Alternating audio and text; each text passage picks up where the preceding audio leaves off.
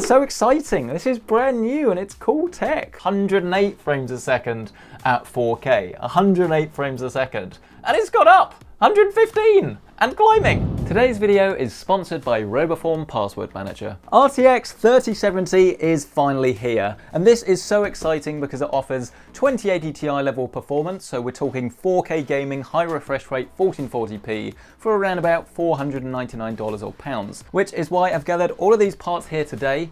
This is not a funeral, I just realised what that started to sound like. We have gathered all of these parts for this epic little price to performance PC build guide. So we're going to be talking about all of the parts, show you what they can do, show you how to put them all together and create something that not only looks incredible, but of course show you the benchmarks so you know not only what this RTX 3070 can do, but this whole price to performance PC. It should be really exciting. This RTX 3070 though, I can't wait. Let's have a look at this straight away. Brand new and sealed, so I actually have no idea what the performance actually is like or what it looks like. And there we go. And actually, yes, that really does look like a baby 3080. Really pretty nice, actually. I think my favorite thing about the whole new Founders design is just that it does look very different, I guess, to a lot of other cards on the market. So we do still have this sort of pull-through design where the air is going to be going through the graphics card. There is one of their fancy new 12-pin connectors on the top as well, but you will get an adapter in the box. But otherwise, the main thing that you'll take away is not only that it feels quite lightweight, but obviously it is very small. This is not a very big graphics card, which would be perfect if you're wanting to get a load of power, especially in quite a small ITX chassis or something. But we've gone for something more reasonable here today. That smell though, I'm telling you, it's not, forget about the 3070, it's the foam in this box. That smells good. Looking at this 12-pin adapter though, something is very interesting, and that is that actually only 6 of the 12 pins are actually populated with anything. And at first I was a little bit like, well, why would they do this? But I guess it's to try and make this sort of connection more standard. There's no point having, well, a tiny little 6-pin, because then you'd need 2 adapters. You'd need a 6-pin mini and then a 12-pin mini, whereas I guess this sort of solves that problem. Cable reviews with PC Centric. Get subscribed. There are going to be some really disappointed people now when I don't start reviewing cables. Pressing on though, we should talk about our motherboard and CPU. This motherboard I love. MSI sent this one out a while ago for the Z490 launch because I really like the i5 chip. It's a very good introduction, I guess, to PC gaming because you have fantastic gaming performance and you can usually overclock these chips quite far as well. Obviously, brand new Ryzen chips are on the horizon, and it's going to be interesting to see how they compare in terms of price to performance, because I would wager that that Ryzen chip is going to be a little bit better, but if it costs $50, $100 more, then maybe it's not worth picking up. For real though, it is actually very confusing with motherboards and chips at the moment, because while there is definitely no right or wrong answer, you've obviously got PCI Generation 4 support over on B550 motherboards, but then B550 motherboards, if you're looking at something that has like high-end features like this one, tends to then get quite similar to Z490 pricing. It is a bit of a minefield at the moment. Get subscribed and see a build in a couple of weeks' time when we do have those Ryzen chips in, and we can see how they compare. The main limitation of going for a Z490 board though is the lack of support for Generation 4 SSDs. So this is a Gen 3 one, it is NVMe, 1TB, it is the Crucial P5. And this is actually one of the best price performance drives I think you can get on the market. We've also gone for an incredibly safe option when it comes to RAM. I think everyone loves this stuff. It is the Corsair Vengeance Pro RGB. This has been in numerous builds over the years. It's 3200 megahertz, which is again pretty much the price to performance speed. I've got a 32 gig kit here, and I'm going to use it just to make this build look a little bit more pretty. And if you are going to be doing any sort of more intense applications or streaming or something, then it definitely can help you out. But if you're just going for a gaming build, I'd recommend getting 16 gigabytes, as that is pretty much all you need at the moment. But when it comes to the CPU cooler, this thing is awesome, and there is not a smidgen of RGB in sight. This is Be Quiet's Dark Rock 4, and the thing that I love about this is not only how easy it is to install, which is not always the case for Be Quiet coolers, let's be honest, but this one is incredibly easy to install, and it's going to make your CPU pretty much run silently. But when it comes to the power supply, this is actually brand new to me, so it could be good, could be bad, who knows, as long as it doesn't blow up, I suppose. This is the 650 watt MWE Gold, and because it is fully modular, it's going to keep your build nice and tidy, because all of the cables that you don't need can live in the box, not the back end of your PC cluttering up the place. Which rather nicely leads us on to our case. This is brand new. This is the Phanteks P360A. You'll lose a few features compared to more higher end Phanteks cases. Things like USB-C are gone, but to be honest, even someone that uses a USB-C SSD on the daily, I still don't actually really use that portion of my front panel. So those are all of the parts that we're going to use in this build, which now means we need to build it. But first, allow me to introduce you to Roboform Password Manager. Do you struggle to remember all of your passwords? Are you using the same ones across multiple sites? This was me a few years ago, until I was subject to a phishing attack, which meant that all of my passwords were captured and stolen. Fun times. Protecting yourself though, and never having to remember passwords again, is actually incredibly easy, all thanks to Roboform. Simply make one strong master password, and then let Roboform create and safely store the rest for you. Easy as pie. This way, you only need to remember one master password, and Roboform will actually log you into a website in just a single click. You also have the added benefit of having more secure passwords that are way more complex, and of course you'll never have any duplicates. Roboform uses industry standard encryption for all of your data, so you can be absolutely sure that your information is secure. And unlike baked-in browser tools, this works across multiple platforms, so you can openly mix and match operating systems and devices as you please. Roboform is super easy to get started, and you can actually be up and running in just minutes. There's a special deal for PC-centric viewers, where you can get 30% off your Roboform Everywhere subscription by using my link. That's just $16 a year. Go to roboform.com/centric or hit that link in the description below to learn more and sign up today. Grab your motherboard then and put it down on top of the box, and then get your CPU. This is always the easiest bit, but you want to make sure you use a little bit of care. You don't want to get this bit wrong. Just lift up this little lever, being careful not to touch the socket.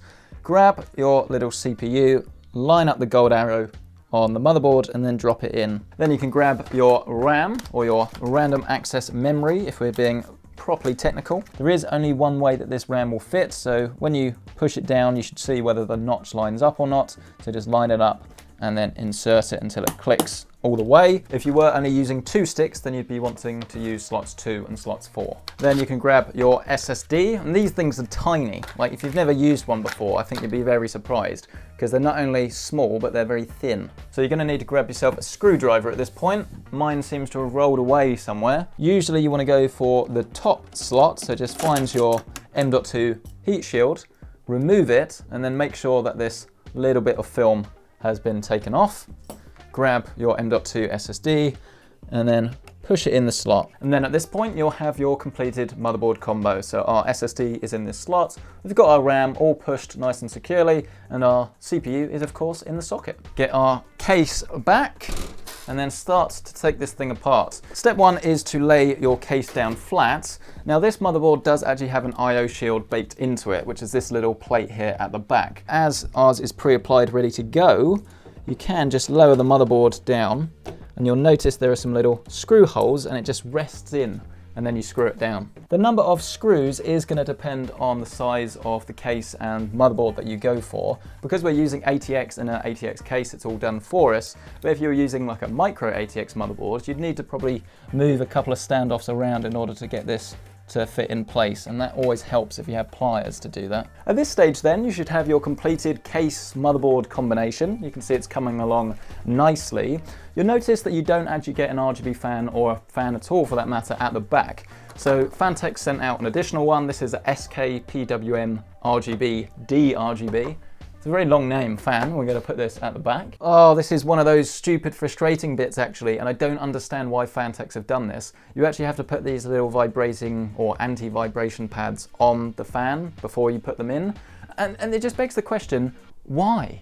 Why not do this in the factory? Does it really cost that much more money? I mean, you know, maybe I'm overreacting. It is only a mild annoyance, but it's an unnecessary one. Phanteks don't understand. I want to have lunch. I'm hungry. This is costing me time. What do I have for lunch today, actually? I think a baguette. I'm going French mode today. Oh, I'm running out of ham, actually. Got no ham. The next step is to actually install our CPU cooler, and I'll come clean on this one. It is actually a lot easier to do this if you do it directly on the motherboard box. It would have been easier, but I got carried away with the RTX 3070 excitement that I forgot. But don't worry, because if you've also got to this stage, it's not a big deal. Expert PC-centric builds. Makes no mistakes. To be fair, it's definitely not a big deal. It's just you have to get this little back plate, and then you push it through holes on the back of the motherboard, Then get these sort of metal posts, and then you fit these to the motherboard, and then this whole unit then comes down with this bar on top, and then it all screws down. Whichever way you do decide to do it though, make sure you don't forget to use that thermal paste that comes in the box. Just add a small little pea-sized amount in the center of the CPU and let the cooler itself spread it around. Then you can grab your cooler, push it into place, and then, as we mentioned earlier, lower this little bar on top and screw it down. This would have been easier, you know, if I'd done it on top of the motherboard. Who knew? Mounting this fan, I've now realized that actually it can't go here because there isn't enough physical room. You can prop it up a little bit on this cooler, but then we wouldn't be able to put the side panel on, which would be a bit silly. So we're gonna have to put this fan facing the other way, which is absolutely fine. We want to make sure we do get that orientation right. So at this stage, I can start to tell you about how nice the theming is and about how you have that lovely jet black interior and then the white on the outside with those white fans with the RGB should shine through soon. Only thing really to be aware of, I guess, is that you won't be able to fit another fan in here very easily because of those RAM clearance issues. So if you were planning on doing that, you'd pretty much have to get a different cooler, or of course just use shorter RAM. I do always like to start plugging in some of these cables now, as it does make routing them a little bit easier later. The only one that you won't be able to fit in is this like HD audio one, because your power supply's got to go there. Here we have our USB 3.0, this big fat one at the top. Addressable RGB is right at the top of this particular motherboard. Your power switch goes at the top right of this tiny little block, and all of your fans are just labeled as fans. Power supply then will be pretty heavy. This adds a lot of weight to your system. And some feedback to Cooler Master. We don't need this. This is just plastic that will end up in landfill. I'm gonna get a bit cross about this sort of stuff now. No need for it, sort it out. Grab your cables out of the box though and plug them in now before you actually put them in, as it makes it a whole lot easier. So you're gonna need PCIe cables, a SATA cable, and then of course our CPU, and then the motherboard ATX. Grab your big trailing mess and then plop that in down the bottom. You can now start feeding these cables through and plugging them in. The ATX is the massive one. You've got this one SATA port down the bottom, and then all of these trailing cables you can just tuck neatly down in the basement. So just find the HD audio connector, which is usually all the way at the left of your motherboard. It's so exciting. This is brand new and it's cool tech. Look at it. It's so sweet. Ever so gently line it up with the slot, push it in until you hear it click, and then screw that back in. Grab your connection and plug that in. I mean, that cable really does look a word beginning with S, and that I shouldn't say on this channel, doesn't it? That's bad. But otherwise, really, really smart looking rig. Shall we see if it works? Here we go, moment of truth. Oh, and that is actually plugged in properly as well. Nope, wasn't plugged in properly. I mean, that's a good problem to have. Here we go. We have some lights. No fan spinning just yet. Yay! We have signal! So many people are wanting to go for an airflow case, but they don't want something overly big, bulky, or expensive. And just look at what you can create. If you do go for that jet black interior, then you get all of these lovely reflections from the fans. I'd actually highly recommend getting another one of those Fantex RGB fans. It's worked out really nicely here. Here we are then in Apex Legends, and at 4K, feeling very smooth. We're getting, what's this? Around about 89, 90 frames a second and climbing. Obviously, if you are going to use a high refresh rate monitor like 1440p, then that's probably going to give you a more competitive experience. But 50% more than consoles can get at 4K is absolutely nothing to be sniffed at. 1440p though, we are seeing a massive increase. We're currently getting around about 170 frames a second at the moment. That's almost double. That is actually more than I was expecting. That is very impressive. What about the noise levels actually as well?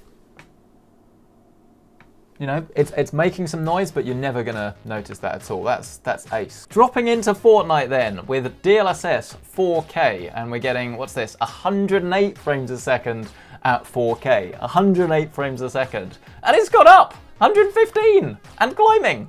Realistically, most people still aren't going to want to play at 4K. They're gonna want to play at 1440p. So what are you actually gonna do with all that extra power? Other than kill the bad guys? Now the game that I was most interested in testing is Control. So here we are, running at around about 46 frames a second with everything other than motion blur turned on, so including ray tracing at high and DLSS. So this is the first game that has brought the 3070 to its knees, if you like. This looks great and the ray tracing is good, but it's not what I would pick. Let's whack the ray tracing down to medium though and see if that makes any big difference. So we were at around about 45, and yeah, here you go. You can see we're now getting much closer to 60 frames a second. However, if we're gonna drive this at 1440p with ray tracing back to high, you can see that we're getting around about 70, 72 frames a second at the moment. Oh, hello, old friend, PUBG. I'm being shot at. Who's shooting me? Who's shooting me? I don't know. I don't know. Someone. Oh, it's probably from school actually, isn't it? Bang, bang, bang, bang, bang.